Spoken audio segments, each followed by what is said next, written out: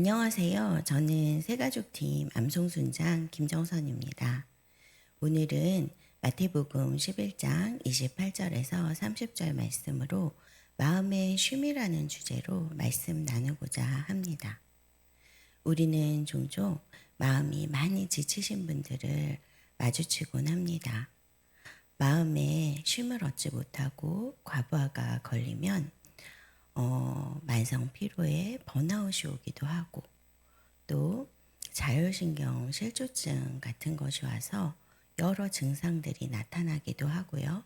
공황장애나 불안장애 같은 증상을 경험하기도 합니다. 이런 증상들이 오래되면 면역력이 망가지고 다른 질병이 찾아오기도 하는데요. 물론 우리가 겪는 모든 질병이 마음으로부터 왔다고 할 수는 없지만 분명 우리의 몸과 마음은 밀접한 연관이 있음은 분명합니다. 그럼 오늘 여러분의 마음 상태는 어떠신가요? 평안과 기쁨으로 충만하신가요? 아니면 마음이 쉬지 못하고 어느 부분에 과부하가 걸려 있어서 향방 없이 질주하고 계신가요?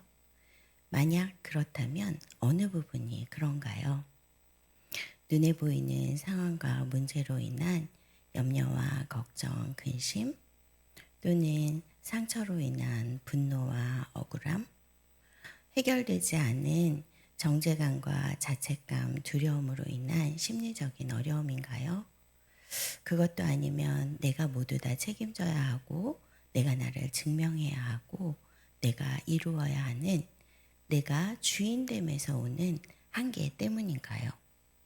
그리고 여러분은 오늘 이 짐을 정말 하나님 앞에 내려놓고 싶으신가요?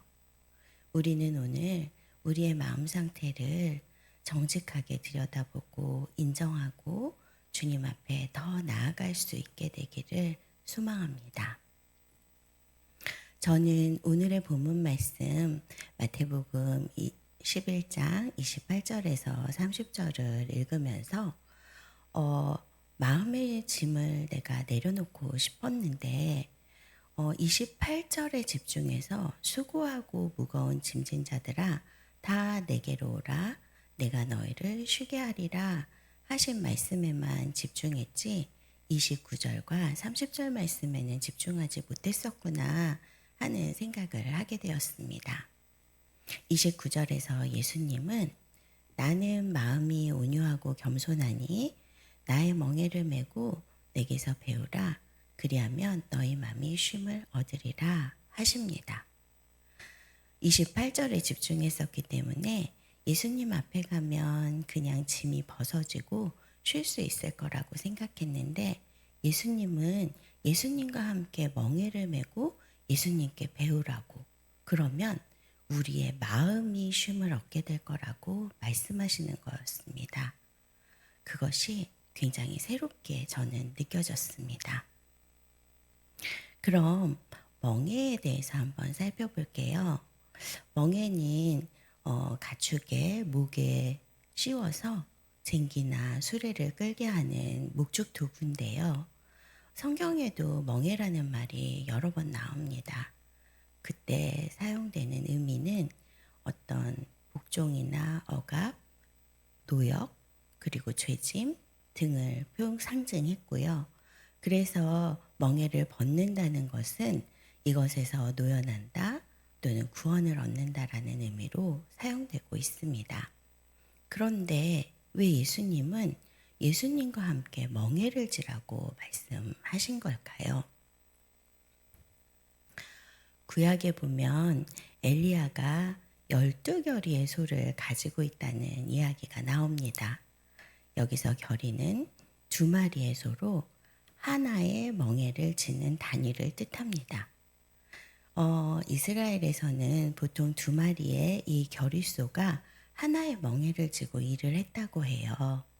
안쪽에 서는 소는 어미소로 이미 다 자라고 충분히 일에 능숙하고 힘이 센 소이고 바깥쪽에는 아직 어리고 미숙하고 일을 잘하지 못하는 소를 세워서 함께 일을 배우면서 일을 하게 했다고 합니다. 그래서 예수님은 나와 함께 멍에를 매자고 말씀하시는 것입니다. 그러면 멍에를 함께 맨다는 것을 생각해 보면요. 두 마리의 소가 함께 멍에를 맬 때 한 방향을 향해서 같이 발걸음을 맞춰서 나가면 쉽게 일을 할 수 있겠지만 그 중에 어린 소가 버티거나 아니면 다른 방향으로 가겠다고 고집을 부리게 되면 두 마리의 소가 하나의 멍에를 매는 일은 굉장히 어려워집니다. 사도행전 26장 14절을 보면 사울아 사울아 네가 왜 나를 박해하느냐 내가 가시체를 뒷발질하기가 고생이라 하는 말씀이 있습니다. 사울이 다메섹 도정에서 예수님을 만났을 때 예수님께서 하신 말씀입니다.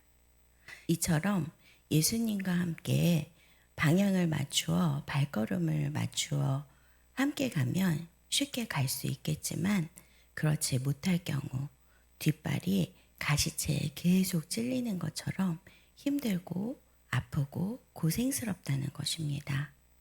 그래서 30절 말씀 내 짐은 가볍고 내 멍에는 쉽다라고 말씀하시는 것은 예수님과 함께 멍에를 메고 같이 갈 때 예수님께 온전히 맡기고 의지하여 따라가면 그만큼 우리에게는 짐이 덜어지고 일이 쉬워진다는 것을 의미합니다.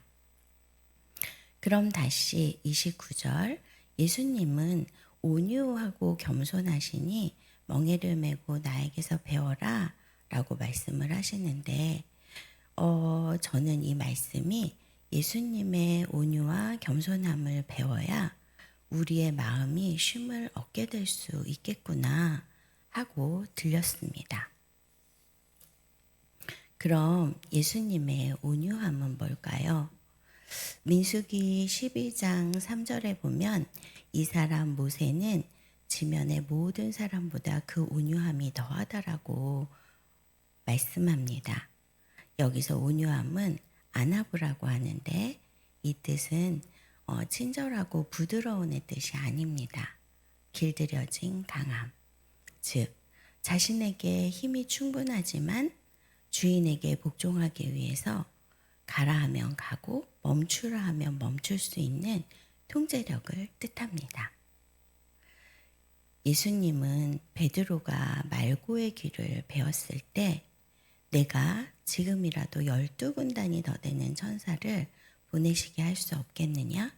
그러나 그렇게 되면 이 일이 있으리라고 하신 성경의 말씀이 어떻게 이루어지겠느냐 하시며 말고의 길을 고쳐주십니다. 그리고 베드로에게 칼을 칼집에 꽂으라고 하십니다. 예수님은 정말 힘들게 고난당하시고 그리고 십자가에서 죽으실 것을 아셨지만 힘이 없고 능력이 없어서가 아니라 하나님의 뜻을 이루시기 위해서 기꺼이 고난당하시고 십자가를 지신 것입니다. 이것이 예수님의 온유함입니다. 우리도 예수님의 온유함을 배웠으면 좋겠습니다. 나의 유익과 나의 자존심이 아닌 하나님의 뜻이 정말 중요해서 하나님의 뜻을 갈망하는 저와 여러분이 되기를 소망합니다. 그럼 빌립보서 말씀과 요한복음 말씀을 통해서 예수님의 겸손함에 대해서 알아보도록 하겠습니다. 빌립보서 2장 6절에서 8절 말씀입니다. 그는 하나님의 본체시나 하나님과 동등됨을 취하지 아니하시고 오히려 자기를 비워 종의 형체로 나타나사 사람과 같이 되셨고 사람의 모양으로 나타나사 자기를 낮추시고 죽기까지 복종하셨으니 십자가에서 죽으심이라. 그렇습니다. 예수님은 창조주이시면서 피조물의 모습으로 이 땅에 성육신하셔서 기꺼이 자기를 낮추시고 고난받으시고 십자가에서 죽으셨습니다. 죄가 없으신 창조주께서 죄인인 피조물을 위하여 그렇게까지 순종하신 것입니다. 이것이 예수님의 겸손입니다. 그런데 우리는 우리를 조금이라도 무시하거나 또는 우리에게 불편함을 주거나 또는 우리에게 해를 입히기라도 하면 어떤 반응을 보이나요? 너무 분해서 잠이 안 오기도 하고 되갚아주고 싶은 마음 때문에 혹시 우리 마음이 혹사당하고 있지는 않은가요? 그러나 우리는 기억해야 합니다. 예수님이 이미 십자가에서 죽으신 그 피값으로 말미암아 우리는 용서함을 받은 자가 되었고, 그렇기 때문에 나 또한 용서할 수 있는 자가 되었다는 것을 말입니다. 요한복음 8장 16절. 만일 내가 판단하여도 내 판단은 참되니 이는 내가 혼자 있는 것이 아니요 나를 보내시니가 나와 함께 계심이라. 요한복음 5장 30절.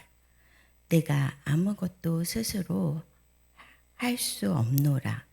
듣는 대로 심판하노니 나는 나의 뜻을 찾지 않고 나를 보내신 이의 뜻을 찾음으로 나의 심판은 의로우니라. 예수님은 스스로 판단하지 않으시고 온전히 아버지를 의지하여 판단하심으로 내 판단이 옳은 것은 아버지께서 옳기 때문이다 라고 그 판단의 근거가 하나님 아버지께 있음을 분명하게 하십니다. 우리는 내 주장이 받아들여지지 않고 내가 옳지 않다라고 누군가 이야기하면 어떻습니까? 분하고 답답하고 억울하죠. 내가 옳다는 것을 증명하고 싶어 합니다. 그러나 여러분, 그 근거가 어디에서 왔는지 생각해 봐야 합니다. 나의 중심적인 생각과 자존심 때문인지 아니면 정말 하나님의 말씀에 근거하고 있는지 그것을 잘 분별하는 우리가 되었으면 좋겠습니다. 저는 어려서부터 마음이 어려웠던 순간들이 굉장히 많았는데요. 결혼을 하고도 어머님이랑 오랜 세월을 같이 살면서 그 시간이 참 녹록하지가 않았습니다. 교회에서도 많은 관계 훈련을 해야 했고요. 그래서 마음이 쉴 틈이 없었다고 생각했고 늘 힘들고 어렵다는 생각들을 했습니다. 시어머님이 암으로 투병하시던 시기에 저에게는 갱년기가 찾아와서 그때부터 감정 컨트롤이 잘 안 돼서 참는 게 잘 안 되고 또 불안증이 오고 자율신경이 불안정해서 심장이 두근거리고 또 혈압이 막 올라가기도 했습니다. 그리고 억울한 생각이 좀 들었습니다. 나는 착하게 살려고 계속 노력했다고 생각했고 또 뭐든지 열심히 해서 인정받고 싶었는데 왜 사람들은 나를 알아주지 않고 또 내 마음은 왜 이렇게 매일 힘들어야 할까? 그리고 왜 사랑하지 못하는 걸까? 하나님, 저는 정말 뭐가 잘못된 걸까요? 하는 물음이 있었습니다. 그러다 어머니께서 소천하시고 제가 섬기던 교회에 목사님께서 저에게 대언의 말씀을 주셨는데 네가 얼마나 오랫동안 두려움 가운데서 걸어왔는지 아신다고. 하나님이 주시는 마음은 두려움이 아닌 근신의 마음이라는 말씀을 주셨습니다. 저는 처음에 이해가 되지 않았습니다. 제가 두려움 가운데서 걸어왔다는 것도 몰랐고 근신이라니 내가 뭘 잘못했나 하는 생각 때문이었습니다. 그러다 우리 교회에 말씀 공부를 하게 되었고 새벽에 새벽 설교 말씀을 듣다가 예수님이 생명이시라는 마음이 제 안에 훅 들어오게 되었습니다. 예수님께서 길이요 진리요 생명이시라는 것을 너무나 잘 알고 있었지만 그날 새벽에는 그 예수님이 생명이시라는 생각이 제 안에 섬광처럼 들어온 것 같았습니다. 그리고 시간이 지나면서 제 마음이 왜 그렇게 쉬지 못하고 힘들었는지 알게 되었습니다.